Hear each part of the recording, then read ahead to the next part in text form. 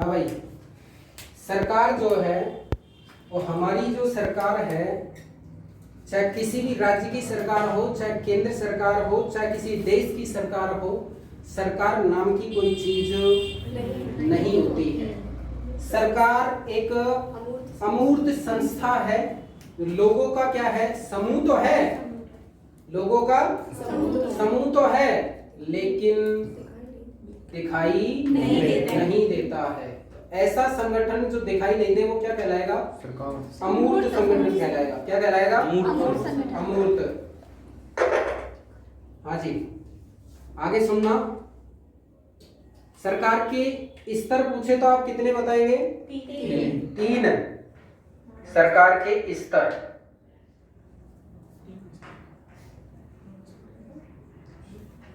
अब ये जो स्तर आप बता रहे हैं वो 3 कोई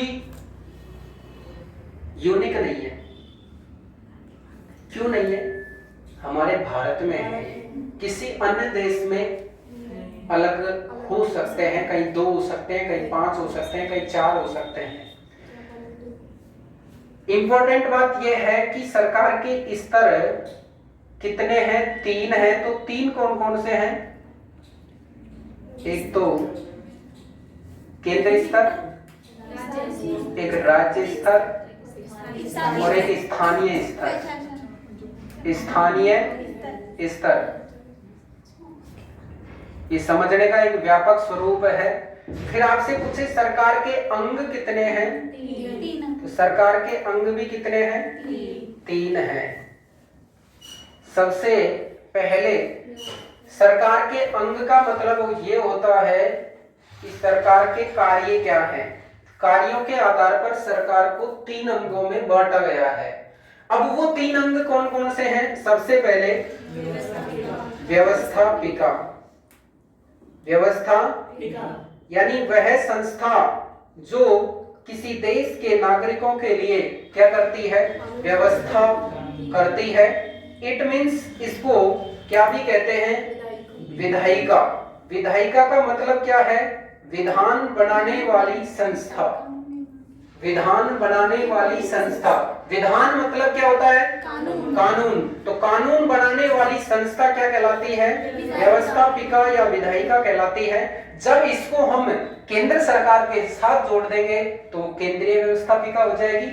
अगर उसको राज्य सरकार के साथ जोड़ देंगे तो राज्य व्यवस्थापिका हो जाएगी। उसको स्थानीय सरकार के साथ जोड़ देंगे तो स्थानीय व्यवस्थापिका हो जाएगी।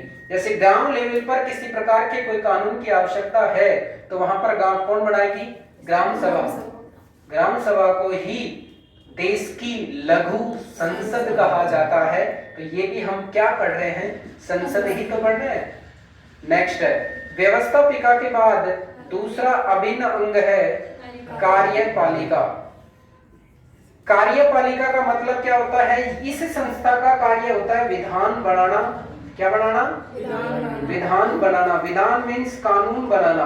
कानून बनाना या फिर नीति बनाना। क्या बनाना? नीति बनाना।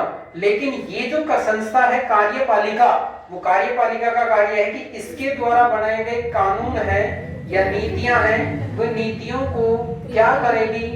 क्रियान्वित करेगी। तो क्रियान्वयन करना क्या होगा? क्रियान्वयन करना। और इंपॉर्टेंट संस्था अपनी लास्ट है, तीसरा अंग जो है न्यायपालिका।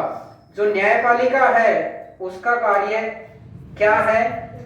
कि व्यवस्थापिका के द्वारा बनाए गए कानून और नीतियां और कार्यपालिका के द्वारा किया गया क्रियान्वयन ठीक ढंग से चल रहा है या नहीं चल रहा है, या जो कानून बनाया गया है वो जनता के हित में है या नहीं है, इस बात की समीक्षा करने का कार्य किसका है? न्यायपालिका का है। इंपॉर्टेंट बात यह है कि भारत की न्यायपालिका न्याय नहीं करती है। भारत की न्यायपालिका क्या करती है? समीक्षा करती है। भारत की न्यायपालिका न्याय नहीं करती है। भारत की न्यायपालिका क्या करती है? निर्णय करती है।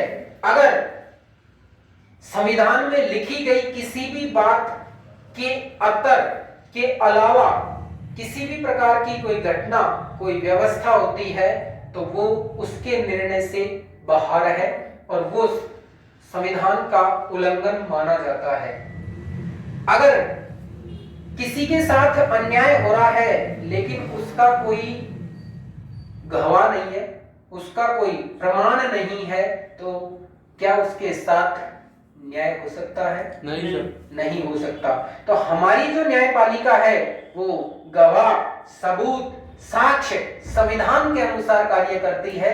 किसी प्रकार की कोई मर्म स्पेदना मतलब मार्मिकता उसके पास नहीं होती है। वो सबूतों, तथ्यों, तर्कों यानी प्रमाण के आधार पर कार्य करती है, न कि किसी के साथ उसका न्याय करने का कार्य। बात समझ में आई? नेक्स्ट है, अगर इसको हमने केंद्र सरकार के जोड़ा तो केंद्रीय व्यवस्थापिका, राज्य सरकार के साथ जोड़ा तो राज्य व्यवस्थापिका और स्थानीय सरकार के साथ जोड़ा तो स्थानीय व्यवस्थापिका। इसी तरह कार्यपालिका का भी केंद्रीय कार्यपालिका, राज्य कार्यपालिका और स्थानीय कार्यपालिका।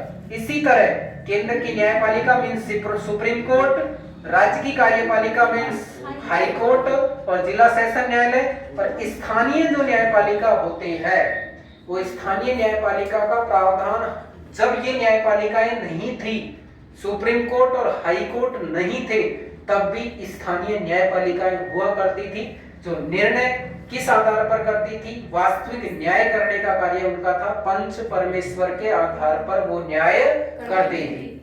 हमारी सरकार के 3 अंग हैं, हमारी सरकार के 3 स्तर हैं, लेकिन ये स्थानीय जो स्तर है, इस स्थानीय स्तर को भी कितने भागों में बांटा गया? 2। एक तो ये ग्रामीण लेवल पर होगी और एक ये नगरीय लेवल पर होगी।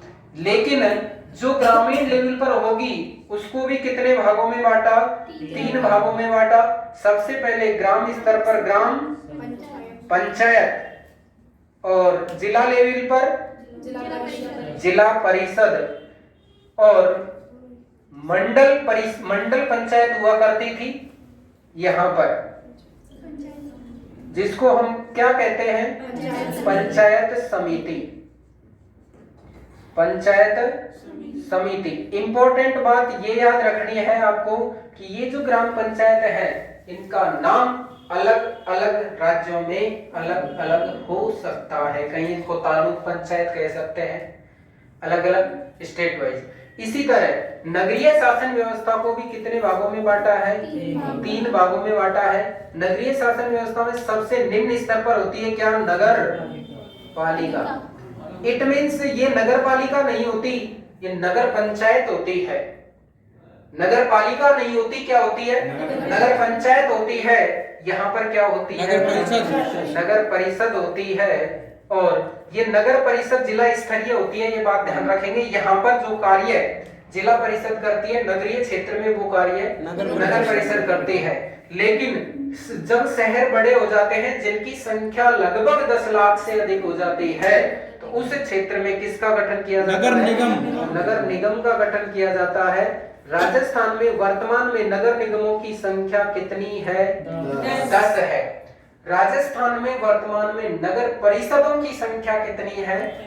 36 है। कितनी है? 36। राजस्थान में वर्तमान में नगर पालिका की संख्या कितनी है? 181 है। और कुल मिलाकर अगर आपसे पूछता है तो राजस्थान में नगर निकायों की कुल संख्या 227 है। इसी तरह आपसे पूछे राजस्थान में ग्राम पंचायतों की संख्या कितनी है? राजस्थान में ग्राम पंचायतों की संख्या कितनी है? 11,341। राजस्थान में पंचायत समितियों की संख्या कितनी है? राजस्थान में टोटल पंचायत समिति कितनी है? 288। गलत है। 252। 352। Very good. और जिला परिषद कितनी है?